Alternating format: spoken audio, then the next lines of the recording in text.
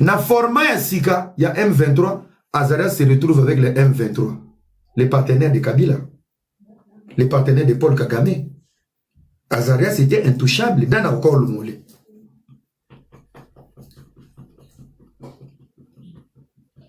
Vous comprenez ce que dit à mon na okangisi la bino nda munda. Yango histoire mboka na bino. Lobina libanda fachi tete ateki mboka. Tu sais même pas lire les accords.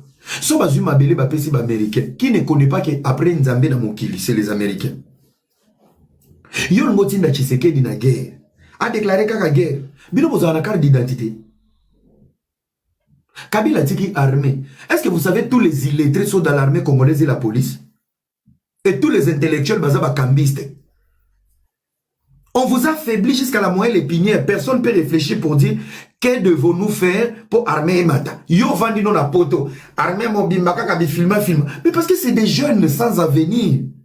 Voilà la vraie vérité. Yo vandi oza qui connaît tout na poto. Yango maenani William mama kufi a solo. Yo bande kono bazo kufa na est. Yo za famille na est yo. Kabila tiki soda ba futa ke $30. Est-ce que yibino boyebi ba réalité en boka? Bolingi bi lokota d'information so boye facha bomi mboka très baya kotala bo fumola caméra tale longi lokola congélateur muto akwiti oke na matanga kana appel vidéo mama kufie mboka musika biso bakokanga biso na aéroport nana kokango oza ne loko tika na Congo oza ta na demi parcelle yo tonga na Congo. Tala ba kufeli bibembe na bapel vidéo. Mama, filmez bien dans mon adé. On a 5. Ouais, vandi kuna nani yamado. Mama. Mboka mzika pasie. So sisi matanga na bino na belle vidéo. Oye sikoyo na internet. Papa Matisa ngana luba. Omoni chilombo. Nzoka muto akwiti.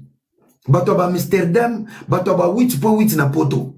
La réalité sur terrain, tu ne comprends rien. Armée congolaise et cause. Dans l'armée, écoutez-moi très bien. La force de l'armée ne réside pas sur l'effectif.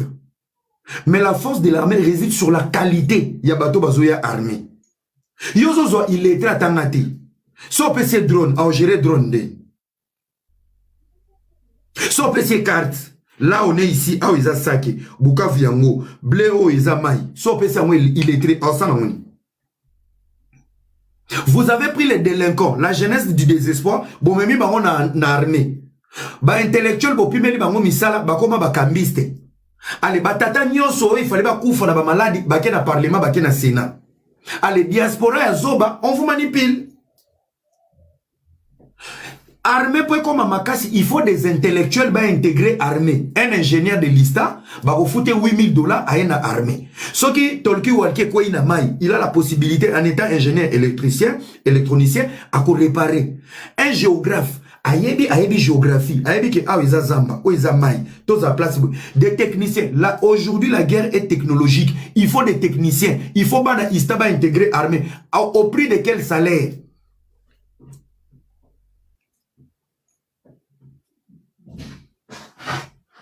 Allez yo vandi yango kongo bazaka ba récupérer les lots lobi ba botoli bango ba récupérer les lots ba boki manduki. Est-ce que tu connais la configuration de votre armée? Il y a combien des intellectuels dans l'armée? Ba procès on les kana Kinshasa ba traite ro Tshisekedi akangi boyebi ke ba généraux belé ba tuni bango ba niveau d'étude mutoza général mais asuka na 6e mécanique mariage à mécanique na yako koma général ke utaki wapi? Voilà les choses on doit vous dire. Soda fout à ma $30. Kabila tiki soda fout à ma $30. Je vais vous donner encore un schéma. Admettons que moi, je suis militaire. Nga ke kufa na guerre. Soki nga moko déjà dans $30. Et bon banana. Et bon moi sinanga. Les amis, je suis vivant, je suis en fonction. On te paye $30. Et bon ceux qui bat les unes, yango mona ba soda ba koma ba mandia.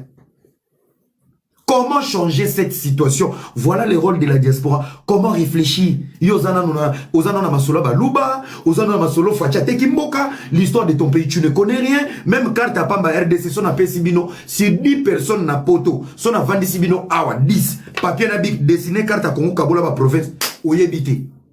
Écris-moi l'hymne national du début à la fin, boyebité. Pour comment il faut bandaromi yembela.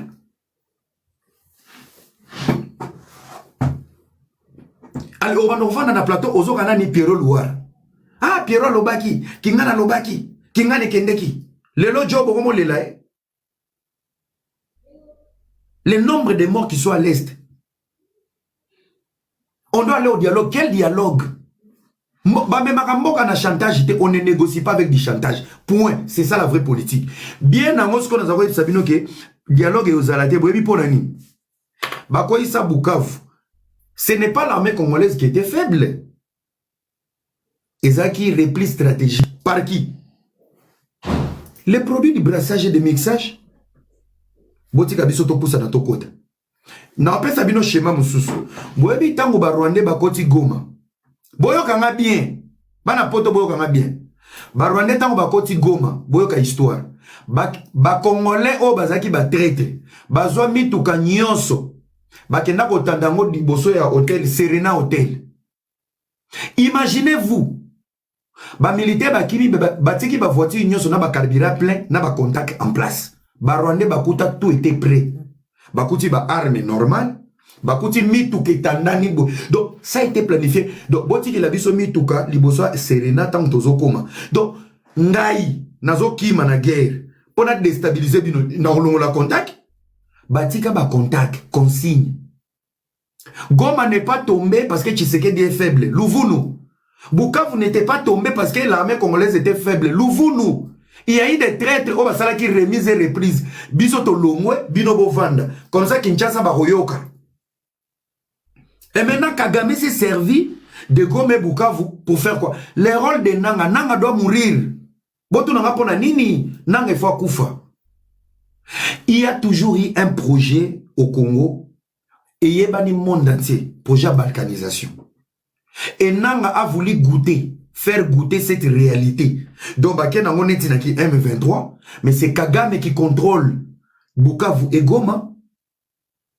Botu na batu bazana Goma. Lelo ba komo mela masanga Goma. Et masanga Rwanda. Masanga Rwanda mte komo kota. Ba Rwanda ba komo teka na kacha Goma. Ba booster ba produit na bangwe bando kota. Ba kangi ba société nyonso ya gardinage. Ba tche société na bango. Un Congolais entrepreneur pour exploser na Goma na Bukavu na Minito, tu dois payer beaucoup d'argent. Ba pesi bango ba faveur. Ba antenne ba Vodacom mususu, biso ça la Orange T. Ba soki comme MTN T. Ba installer ba antenne MTN. Pona nini? Ba contrôler ba appel, ba mouvement nyonso, ba pesa ba tuna bango, ba accès.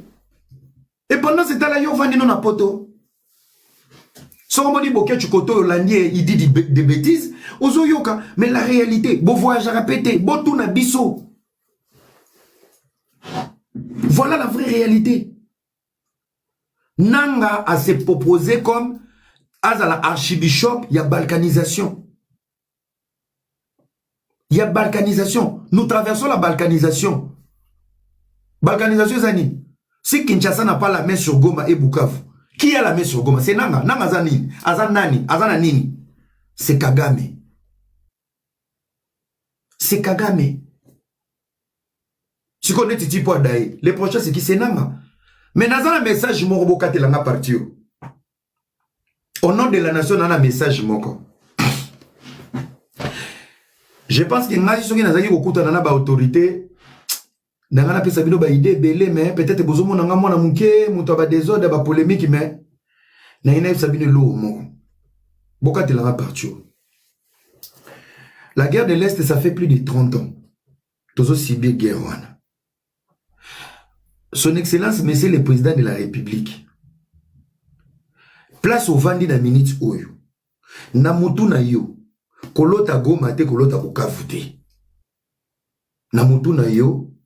La plus grande préoccupation de la classe politique congolaise doit envisager un changement de régime. Ponanini. Changer le régime de Kigali, c'est le début de la paix durable entre les peuples congolais et les peuples rwandais. Les Rwandais n'ont pas de problème avec nous. C'est le système politique. Mais pour la paix de ces deux nations, tous on a besoin de vivre ensemble comme des Africains unis. Mais cette unité doit passer par le changement de régime. Qui veut dire, ah, bazo tchao ba négociation. Nzoka biso to négocier te. Wazalé non a faire RDC bazo récupérer ba ville. Mais il faut un plan B. Ceux qui t'ont récupéré Goma na Bukavu, il faut décision à venir à Kigali, il faut y aller à Kinshasa. Le président Félix Tshisekedi na minute il faut simba bateau de Moïse. Après la récupération de Goma et Bukavu, plan na Souka, Kagame doit partir. C'est que Kagame a pu faire au Congo. Papa, c'est possible.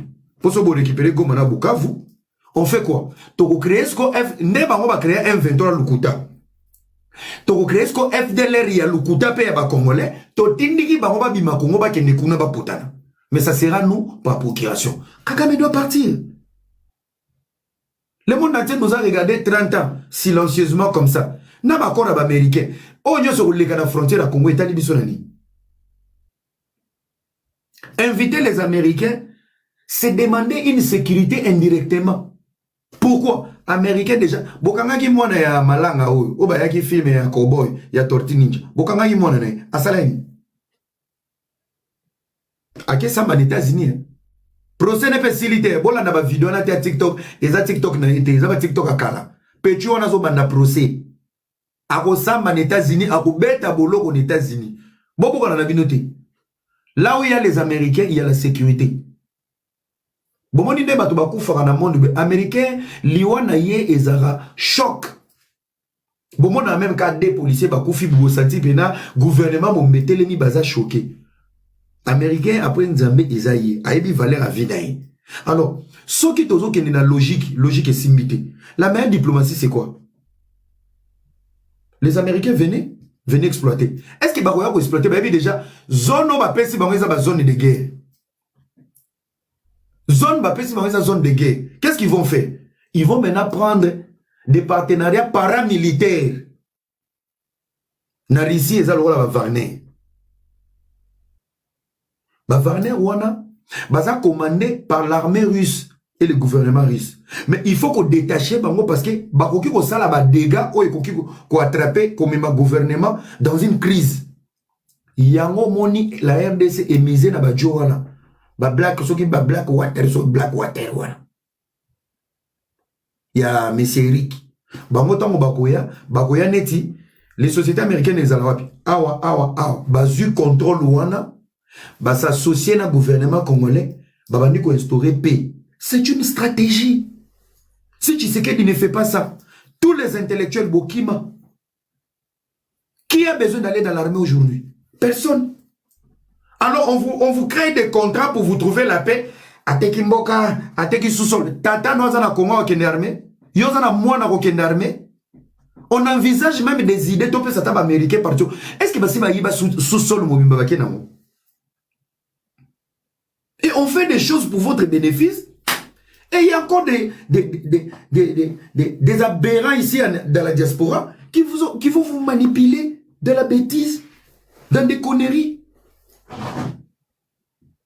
Dans des conneries. Nous avons 9 voisins.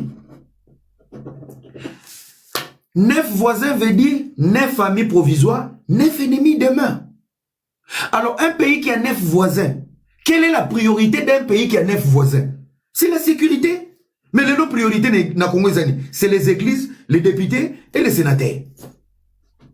Depuis Guerre et Bandi, moi j'étais à Kinshasa. Merci à ma maman Bayamba qui na RTNC, merci beaucoup pour natina qui paye identité qui ne vous valide. Basali plateau, il y a RTNC au Congo Mbegolanda.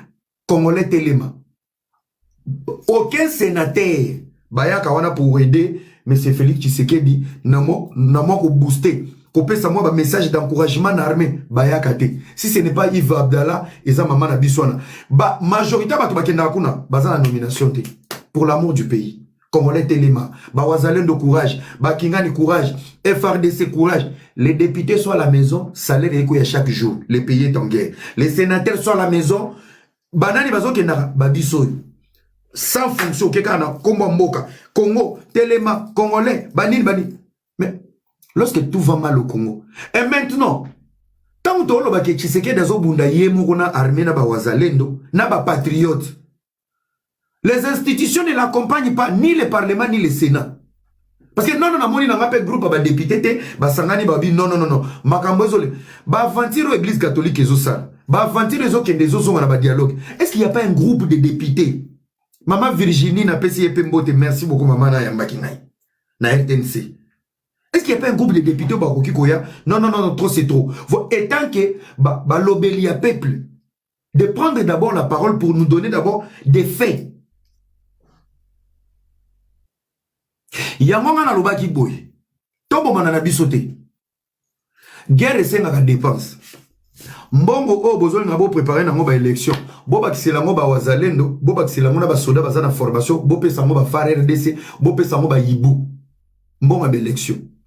Na minute na Congo, à part président Félix Tshisekedi, opposant ya malonga, mutu ya malonga na Congo, aza na été.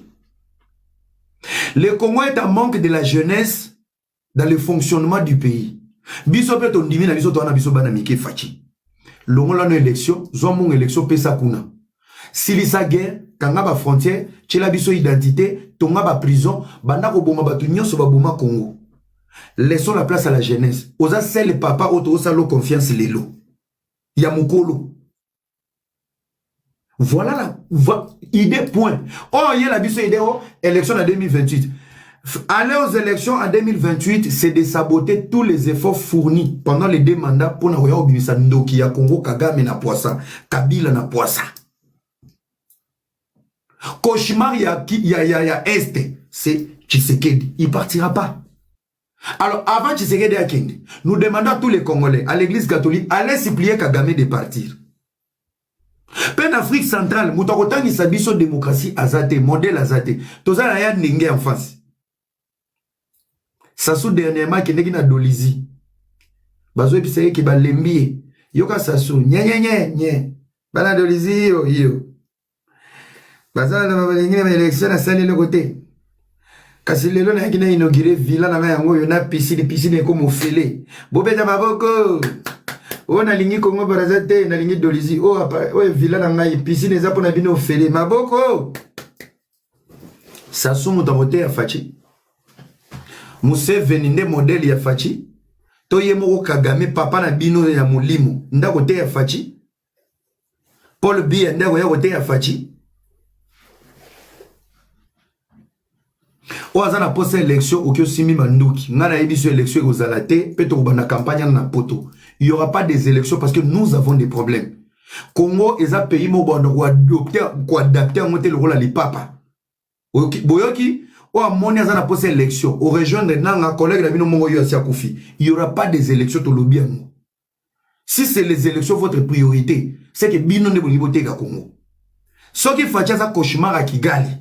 Ce qui fait ça cauchemar ya bato bateka Congo. A okendete. Boyoki nga bien, il y aura pas des élections ngam tuna lobby. Je suis une voix de la jeunesse au bandelango campagne na ozongi la ngo Kinshasa. Mbongo bolingi bo bimsa pona ba élection. Bochango pour la libération de Goma et Bukavu. Après wana, mbongo bolinga su bochana ba élection. Bo pesa biso pièce d'identité bokanga ba frontière. Ce pays est malade.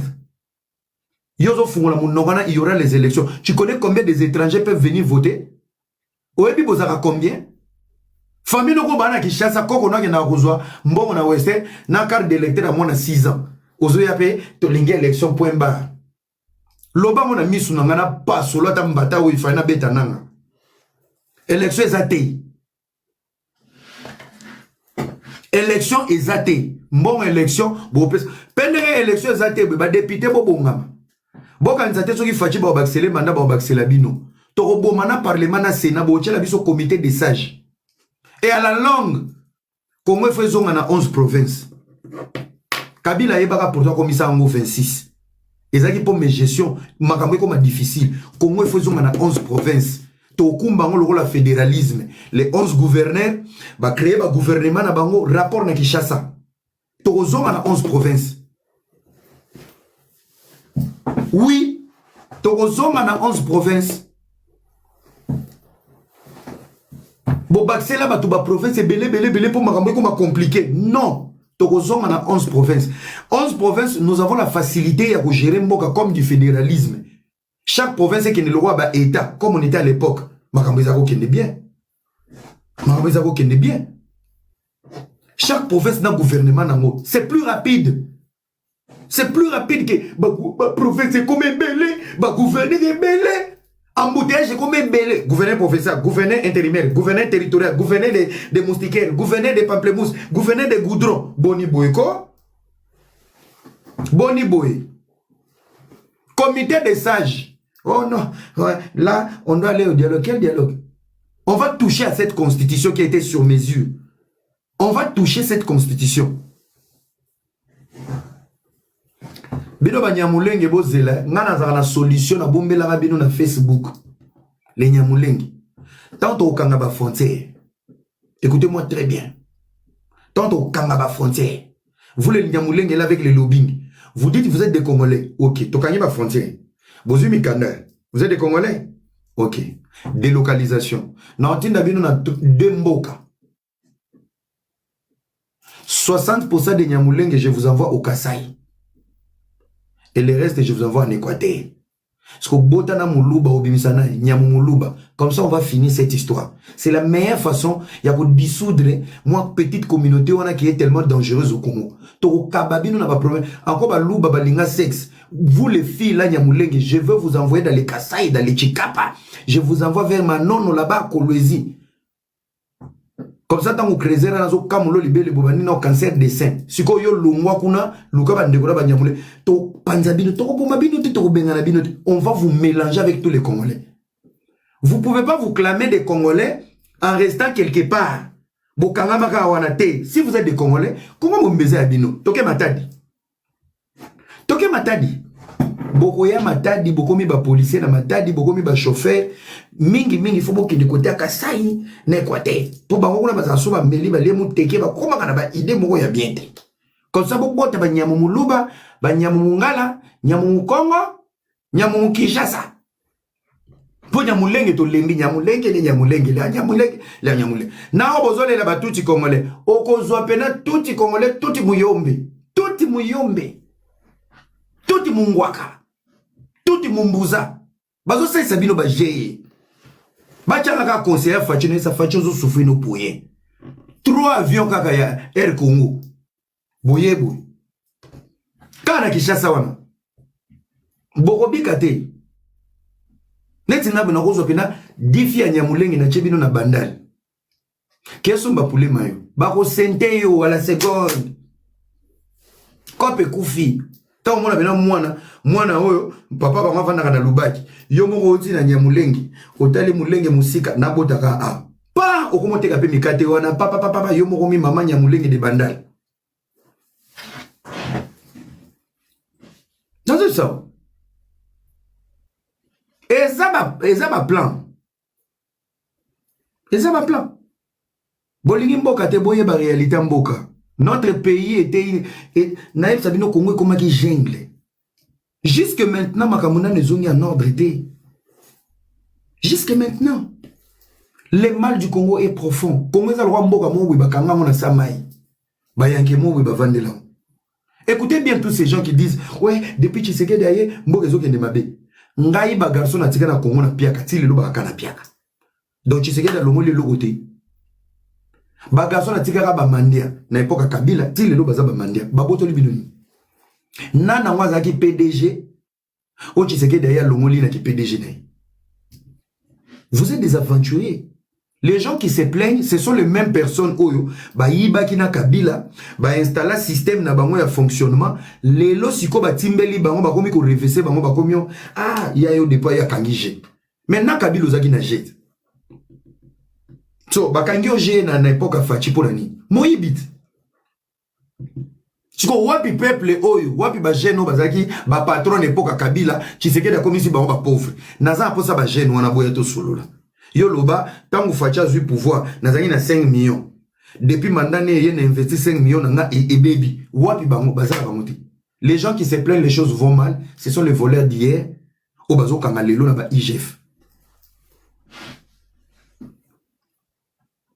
Likolo Buzoba, on va arriver jusqu'à Kinshasa. Akomi Kinshasa. Akomi Kinshasa. Wilingo mamoni nini?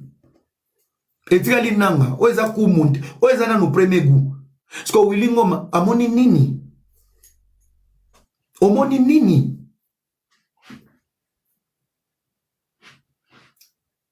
C'est ça le problème. Bovandeli kaka politique ya buzoba, bozolo na boketu. Boketu abi mukolo ke Congo. Pierrot Azokende Bukavu, Pierrot Azokende Goma. Je veux parler de l'histoire de Pierrot Louara. Bokate la non parti. Pierrot Louara azalaki employé na Digital Congo. Digital Congo, une chaîne supervisée par Jeannette Kabila. 28 mois impayés. Pierrot Louara qui ça la coup de gueule. Balongola et Moussala. Tant Balongoli Pierrot Moussala, Pierrot a commis journaliste d'opposition. Pierrot a soutenu le premier mandat de Tshisekedi. À soutenir. Et là, Boma Pierrot, vie pressée. Vie pressée.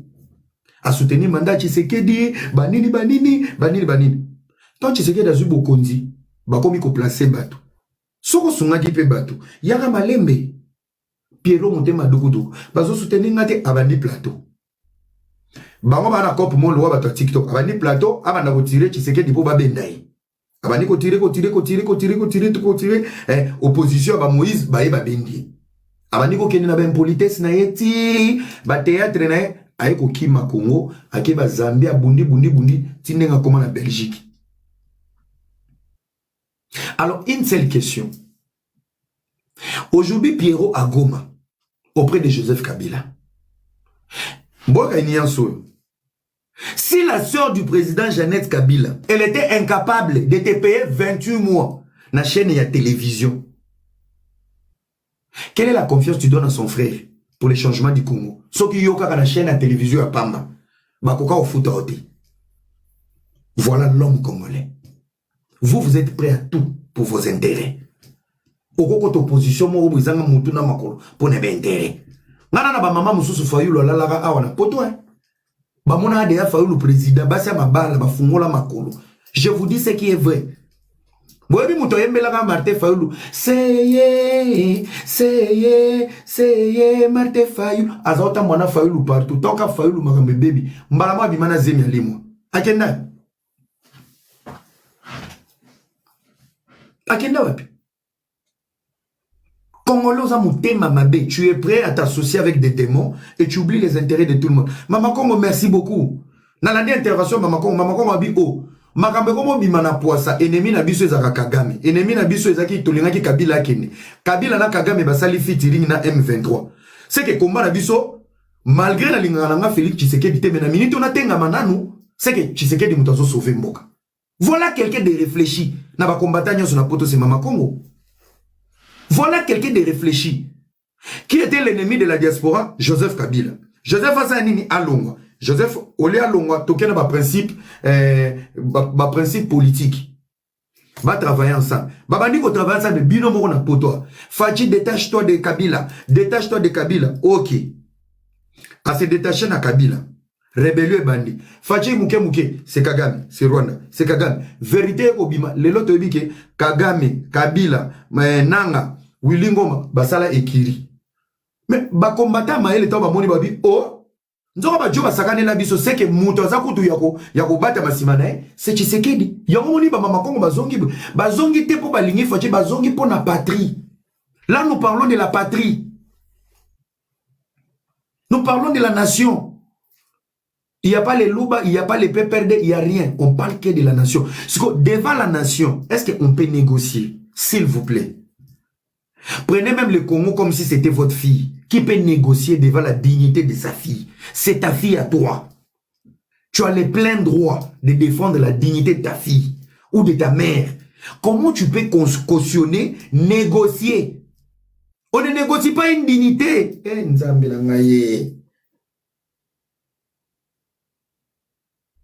Siko, tango Goma kwei, Bukavu kwei, Uvira kwei, Congo comme un handicap, ba Congolais ba koufaki a, eza même zone où toli l'Arabie bembe des millions de morts. Comment vous pouvez faire confiance à un groupe de Congolais qui vont aller au même endroit? En fait, un Congolais s'est retrouvé à Goma, eza loro la, eza na pesa ona forme ya explication à pota. Et alors ya mobo ki ko soube la pota moto zoka kana. Voir Nanga Goma, c'est voir Nanga encore avec un couteau nous poignarder la même blessure au Tozaganango.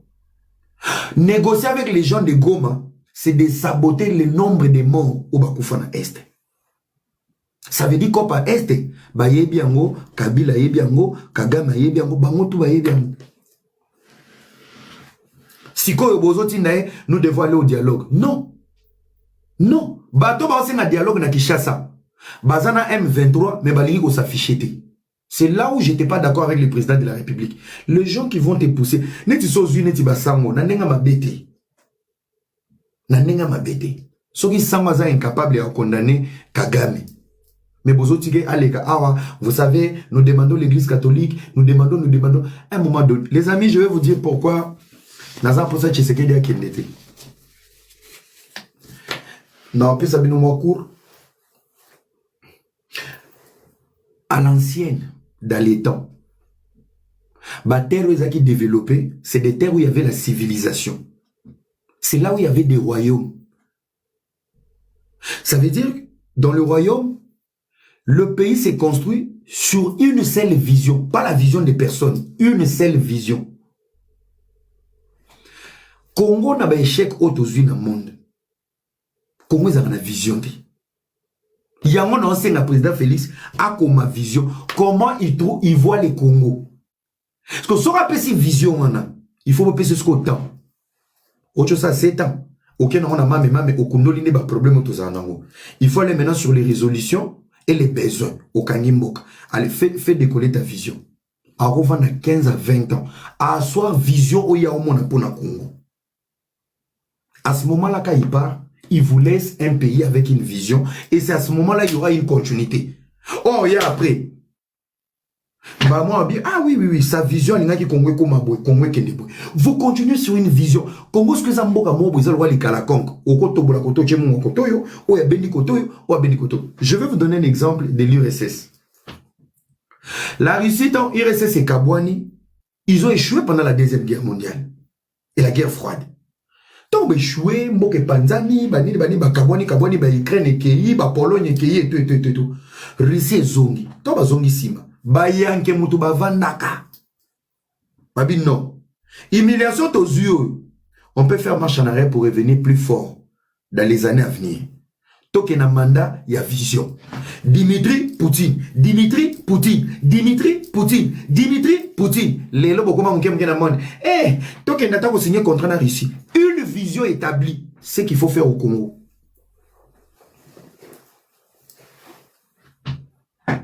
Voilà la seule chose. On ne dit pas que tu as une élection pour Tshisekedi d'Tikala. Atia pays, voilà la vision. Il y a RDC dans 100 ans. Lui va rester combien? Il peut rester 20 ans. Est-ce que moi ça me dérange? On n'a pas ça comme président. Même si on a une élection, on a un comme président. Autant de gens qui ont un chef du quartier. C'est de là. C'est de ça qu'on parle. Na pesi bino ka exemple ya Russie. Yo kasi ba Russie bazaki bazoba Poutine tikala nana. Ba komona à chaque fois Poutine azo gérer Russie zo kende kitoko. Dimitri soko ye Dimitri oke na mame bazo ba fungole li Poutine. Ba bino yo vanda nana. Ndenge Poutine a vendu wana zazoba. Ndenge Poutine a vendu wana zazoba. Vous voulez le développement avec les biloba loba ça avoir une vision. Oh, on va aller aux élections. Donc, surtout qu'il y a une élection, tous les problèmes au Fatia, où soulever, où Kongola pour na Congo. N'a pas solution à planifier pour na Congo et lobby. S'il part, il part avec. Au Royal, il se souboué, Mouyagazu les 30. Il va rien comprendre. Tous les sont à zéro. Voilà les problèmes. Bilonyo Sobozo Lila, ah, qu'il y a des démons. Tous ceux qui ont une élection. Cliquez dans la photo, notez l'élection. Chemise, vous avez bien dans le profil, vous avez une élection. Il y a relié, vous avez relié à bien, à pas bacanet nanda. Divorce, peso la nabino matin, midi, soir. Et c'est toi qui vas venir t'asseoir. Moi, je parle tant que jeune. Nana n'a pas ça comme président. Naza n'a pas ça fonction. Nana souci mboka nanga. Toyebi politique. Qui est crédible aujourd'hui dans la classe politique congolaise? Personne. Tous des têtes. Élection exatée.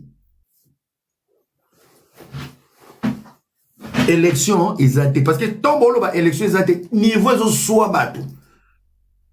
Ben ennemi à Congo. Ben ennemi à Congo quoi? Tant on l'élection exatée, vous avez débat passé. Et nous avons dit Talaba no bazolo élection élection poto kende wapi nana ngwa ya ko postuler muto malongo ali ki na peuple souffrir na peuple qui des traîtres, des affairistes. Beaucoup de rebelles pour nani, pour la carré minier, beaucoup la carré minier. Jean-Marc Aboundou zoli la carré minier, Nanga zoli la carré minier. Kabila zoli la Kingakati. Papa, Kingakati tongi loko la poto ba peso qui chasse à 18 ans. Oti qui chasse à foulou. Matata pogno d'honneur de leso ba peso bukanga lonzo lesa congolais. Bukanga lonzo baluka immeuble.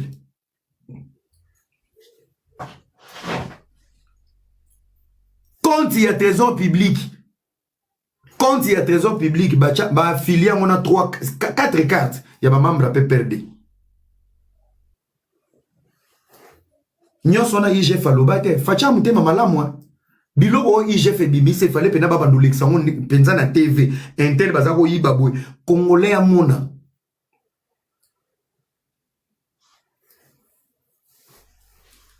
Élection. Toke élection liboso Kabila. Après ça bisoni. Yami bale Kabila. Après ça bisoni. Asali 1 plus 4. Après ça élection est. Je vous l'ai dit ici. Rissie tellement na vision ya mutu moko. Ba linga boule ba vanda ba bi père. Yo soko longwe pour vision e bebate. Comme ça, au moins disco sérieux les agindeni. Oh non, a violé ba mandaté. Tout ça ndeni. Ngana on beta na beti mandat yozui. Ba changeane. Dimitri premier ministre, Poutine président. Poutine premier ministre, Dimitri premier ministre. Bazo Kinebouy. Russie Mathieu. La Russie est debout aujourd'hui grâce à une seule vision. Il y a des enquêtes. Au nom de la patrie, papa to kendete, to kotsa yuma, to tombola école. Fachi vanda wana. Linga boul, luka petit moro boy, jeune moro boy. Préparez. Ba vie nyon sona ba ba koboy fatigué. Préparez jeune moro boy. Liadan. Mouton longolo azate. Voisin sa soza ngam wala. Liadan luka jeune moro boy. Pépite moi jeunesse abima. Ba jeune bazé belé dans 10 ans. Ba sa mamba danger na kini baza. Ba sa mamba danger na Congo baza. Liadan pena kangango. Ba viana ba okeno pa ite makele la pamba. Ba meka biso to ko marché bazé belé. Kachoku to pamba bazaka demain. Oh, il demande des libertés provisoires pour de santé. Soki ba kangio 2 jours après bandi ko belo zo luka liberté provisoire ba ngene santé. Hein? Ba petit na ngo boana poto bo comprendre politique ité. Tozo ba na plateau mo la voix de la diaspora na Sokoy TV. Soko lobela la politique ba commentaire to rotika oya plateau. Bo bana roya na ba livre. Po bolingi ko lobela politique abuzoba loko la musique. O eza musique ité, bo bana ko lobela ka makambo, ezaka mutu na makolo. O eza politique. Tu n'es pas instruit, tu fermes ta bouche, tu restes à la maison. Tu as la tête au memi kaye na yo memi na livre. To bando sala ba débat to cha plateau na Paris. Bato ba commenter, là t'as bien, parfait à bien. Zoa livre na connaissance non tu viens.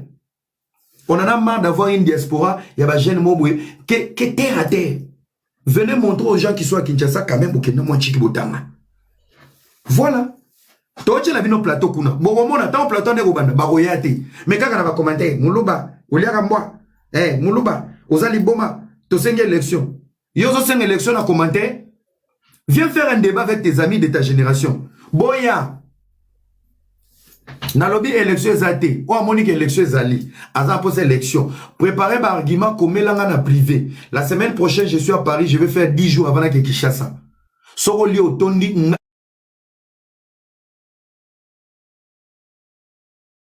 Kinshasa.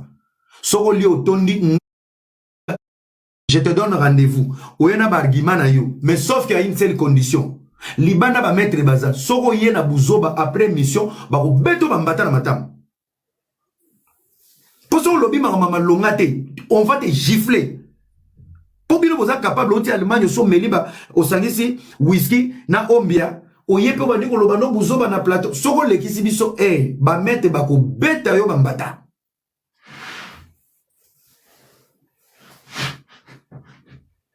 Oui. Parce que ceux qui montent en loba et logo, il faut loba, on a un argument. Ngana pesi ba argument nanga. Yoko ya omema batute, oh, ngana lingi kaka, élection ezala. Il y a mon commentaire, tout le monde est kiawa. Bah, pour rater. Nazo Sabino. Banani bazana posa kongo ya lobby, biso. biso nde tona posa Congo ya lobby biso ba jeune biso bilenge neti ngabwe bula ko postuler na nango te bula ko koma président na nango te souci na ngaka Congo etelema scandale géologique yaya ba para ba okufa ba moni scandale géologique te moi nabeta bino mo lisolo Chika Luka on appelle sur mbote nabeta bino mo lisolo diabolos mort nabeta bino lisolo Dubaï toto ke Qatar Bazan a 2 millions d'habitants. Les pétroles